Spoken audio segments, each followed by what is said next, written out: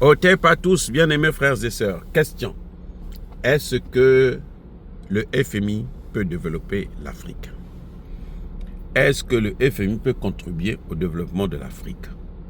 Est-ce que le FMI apporte quelque chose de bon à notre continent? La réponse.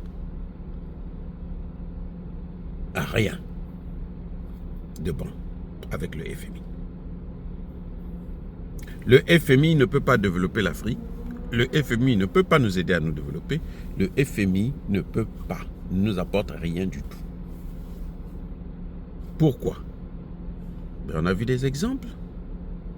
Ça fait plus de 20 ans que nous travaillons avec le FMI. Le FMI a commencé à venir en Afrique dans les années 80. Aujourd'hui, nous comptons près de 6 programmes d'ajustement structurel. On met programme d'ajustement structurel pour 5 ans. Allez, on ajoute encore programme d'ajustement structurel pour 5 ans. On ajoute encore, on fait que mettre programme sur programme.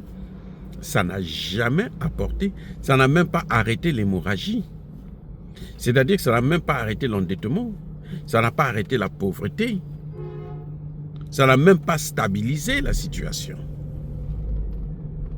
Ça ne fait que continuer, ça ne fait qu'aller de mal en pis. Et c'est ça le grand problème que nous avons. Maintenant, pourquoi le FMI ne peut pas nous aider? Parce que le FMI, justement, c'est le problème. C'est le FMI qui fait en sorte que nous puissions nous retrouver dans cette situation. Les amis, le FMI n'est pas la solution. Le FMI est le problème. Le FMI vient pour nous proposer maintenant la dévaluation. OK? Mais est-ce que la dévaluation, ça va arranger les choses? Non, ça va aggraver la situation. Puisque notre dette va être multipliée et nos matières premières vont être achetées maintenant moins chères. Cadeau, ça va être acheté cadeau par ces gens-là. Vous voyez, les amis, on ne peut pas s'en sortir avec le FMI. C'est comme si nous avons, comment dirais-je? Vous voyez, une antilope qui est malade, qui appelle un lion affamé pour venir l'aider. Vous croyez que ce lion-là, quand il va se mettre sur la table, il a faim. Quel sera le premier repas qu'il va massacrer? Ce n'est pas ce lion-là, les amis. Donc, le FMI, c'est ce lion qui est malade, puisque les pays de l'OTAN, les pays de l'Union européenne et les États-Unis d'Amérique sont actuellement dans des situations économiques, mais alors gravissimes. L'inflation est en train de les chicoter et les Chinois et les Russes sont en train de mener la guerre contre le dollar. Et on sait que lorsque le dollar tombe, le dollar c'est une sous-monnaie, plutôt l'euro c'est une sous-monnaie du dollar. Donc quand le dollar tombe, l'euro aussi va tomber automatiquement. Et ces deux monnaies-là sont soutenues, sont maintenues par la Banque mondiale et le FMI. Toutes les transactions faites avec la Banque mondiale et le FMI se font par le dollar. Pourquoi? Pour donner de la valeur au dollar. Pour faire confiance au dollar. Pour imposer la confiance du dollar. Pour que les gens puissent consommer le dollar. Parce que le dollar en tant que monnaie est un instrument, est un produit de consommation.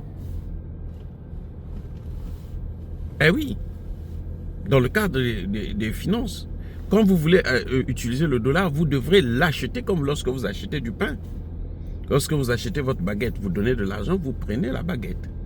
Le dollar aussi, vous voulez l'utiliser, vous donnez de l'argent, vous prenez le dollar. Et c'est la Banque mondiale et le FMI qui sont là pour garantir justement le fait que le monde entier doit utiliser le dollar. Tout est libellé en dollars. Et ça fait que ça donne de l'argent à ce dollar. Mais maintenant, avec la guerre que les Chinois et les Russes sont en train de mener, Dans le cadre de la dédollarisation, eh bien, qu'est-ce qui se passe? C'est que le dollar est en train de perdre de la valeur. C'est que de plus en plus, les gens sont en train de refuser de consommer maintenant ce dollar. Parce que les gens n'ont plus confiance, ils ont perdu la confiance. Et le dollar est traité injustement par rapport au franc CFA, par exemple. Mais la France est un pays endetté. Par rapport à l'Afrique, la France a une dette qui est supérieure à l'ensemble de tous les pays africains. Emmanuel Macron, à lui seul, a endetté la France à hauteur de plus de 1000 milliards d'euros. Alors que la dette des pays africains, de l'ensemble du continent africain, s'élève à 700 milliards d'euros, 800 milliards de dollars. Donc, la France serait un pays où on devrait dévaluer aussi l'euro, on devrait dévaluer carrément la monnaie européenne. Mais pourquoi on ne le fait pas? Pourquoi on ne parle pas de programme d'ajustement structurel en France? Si le FMI était cohérent, mais le FMI allait mettre en place un programme d'ajustement structurel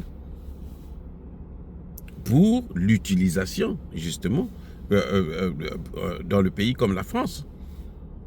La France devrait être sous ajustement structurel.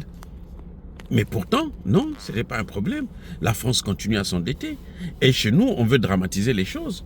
On dit que le Congo, vous allez me dire, le PIB du Congo, il est inférieur à celui de la France. Non, c'est vrai, mais la dette du Congo, c'est 100% de son PIB.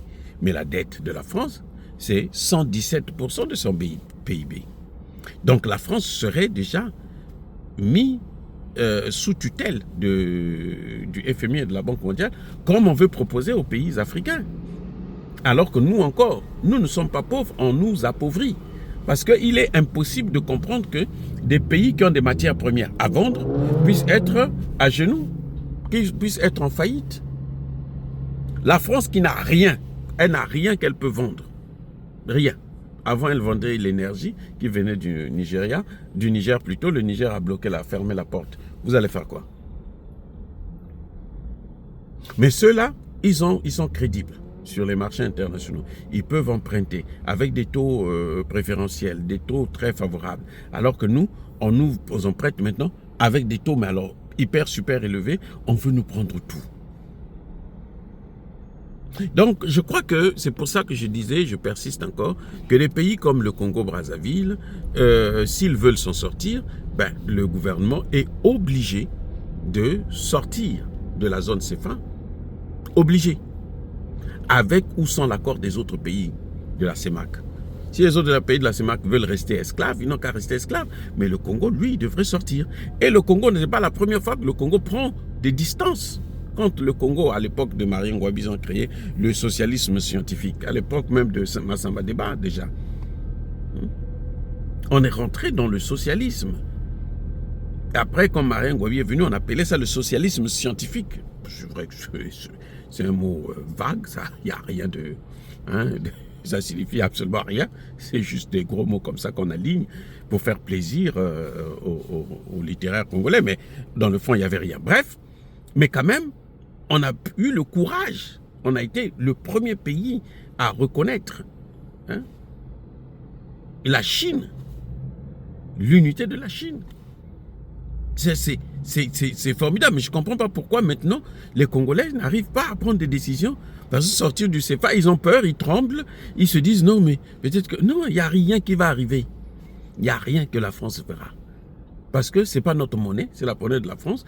On abandonne sa monnaie, on lui laisse avec sa monnaie. Nous sommes un État souverain, on applique notre souverain. Il ne suffit pas de dire que nous sommes indépendants, non-ingérence, mais le CFA, c'est une ingérence caractérisée et notoire. Le CFA, lui seul, là, c'est une forme d'ingérence caractérisée, puisque la France ingère dans nos économies. Et ça, on ne peut plus tolérer ça. Et le FMI tolère ça. Et le FMI traite ces pays-là différemment. Il traite la France différemment, traite les pays africains différemment. Donc, on n'a rien à attendre du FMI. Au contraire, le FMI, c'est le problème à régler. Il faut se débarrasser du FMI en sortant du franc CFA. Soyez bénis, abondamment bénis par le Dieu des Kémites.